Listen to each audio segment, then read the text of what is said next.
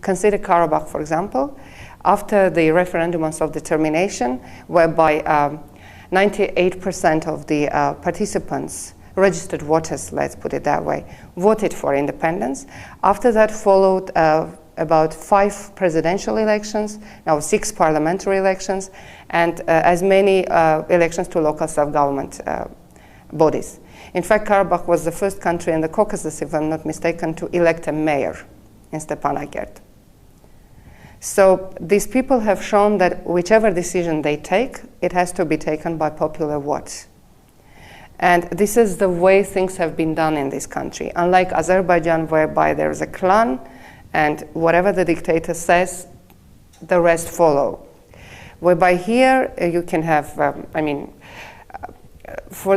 why did it come to escalation also in the first place? Because if you imagine a state whereby instead of preparing the people to peace, like we were doing here, in Azerbaijan they were cultivating hatred against Armenians.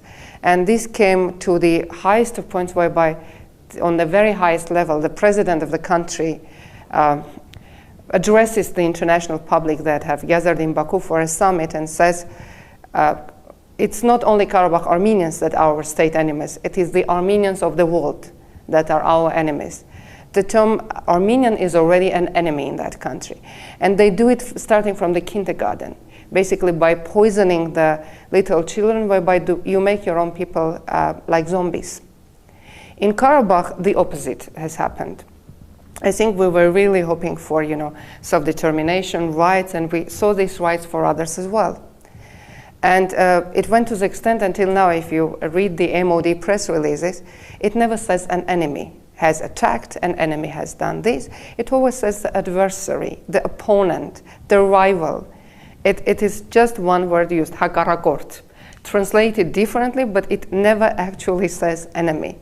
And no single journalist in Karabakh does that.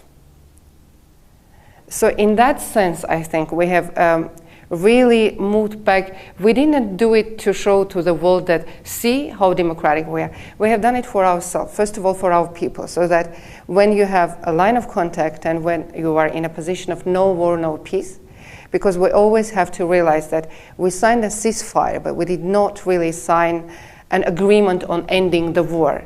These are different things. And that's why we always say we don't want war, but we're always ready to rebuke if such an occasion comes out. So here I think people always, considering that, they understood that if you don't provide for individual rights and liberties for people to be respected, no one is going to live here. They have to feel that they are the owners of this land, that their vote counts, their voice counts. And by providing this, I'm not saying that we created a perfect democracy. Not at all. We have a long way to go, and I think democracy is not a final destination anyway. And every country creates a democracy, a localized democracy, should I say. There is no special recipe for the perfect democracy. But you try to create a surrounding whereby the maximum of the rights of your people are respected and they feel free and happy in that country. And that's why I think there were so many who wanted to go to the border to protect those rights and liberties. Because I don't think that any Karabakhi would ever think of living in a country whereby no one cares for his right, like in Azerbaijan, or he will be taken to prison for saying the truth. So in that sense, they can't give up what they have taken. We have paid a very high price for it. And that's why we say there is no return back. If you want to return back, you have to restore Soviet Union. If that's the choice for international community, to bring the Soviet Union back so that you can have Karabakh inside Azerbaijan, because that's the only period Karabakh was part of Azerbaijan. Karabakh was never part of independent Azerbaijan, be it Musavatist Azerbaijan or the Azerbaijan that was created after. So in that sense, what has happened was a normal development whereby, as a result of the collapse of the Soviet Union, 2 nations have been formed. The Nagorno-Karabakh Republic with its people and the Azerbaijani Republic. And that's the reality that we have, and that should be faced. We did not do, it was not artificially created.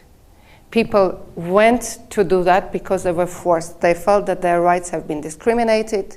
They felt that they have the right. If everyone has the right to decide their future, why shouldn't we?